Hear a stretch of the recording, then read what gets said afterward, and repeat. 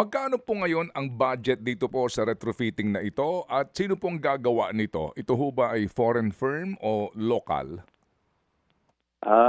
Local muna yung gagawa dun sa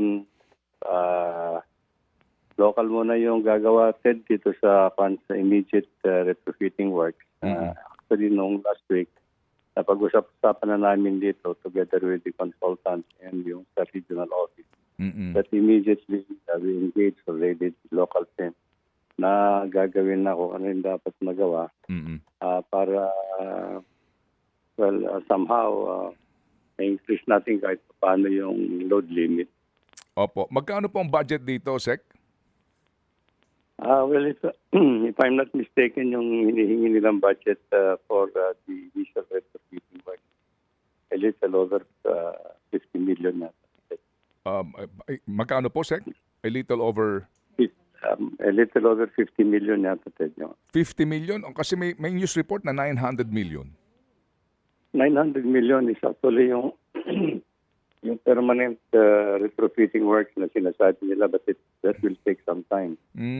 Pero actually, sabi ko nga yung ganong halaga, that will be tantamount actually to what we intend to undertake under the JICA program sana yun, Ted. I see. So ito pong, itong gagawin nyo na in 3 to 4 months, ito lang po yung 50 million na budget o yung 3 to 4 months, ito na po yung 900 million? Hindi yung 50 million muna, Ted. I see. Opo, ang binabanggit niyo po dito, approach ng magkabilang side, ito ho ba yung mga pundasyon na nakabaon sa dagat at na semento? Hindi yung fondasyon, Ted. Actually, yung mga stringers doon sa ibaba ng sa ibaba lang ng ng slab. Yun yung mga kinakalawang, medyo nawawa na na yung mga tornilyo. Opo. And yun mga yun ang gagawin mo. Okay, sige po. Ito pong bagong tulay, Sec, tapos na po ang plano nito at ang timetable po nito, ito ho ba JICA funded, kumbaga? JICA funded dito, Ted. Actually, na-firm up na itong project na ito. Napasa na rin sa NEDA board at kasalukuyan na ginagawa na yung detailed engineering design. This will involve actually the construction of siguro all in all about 2,600 meters ito.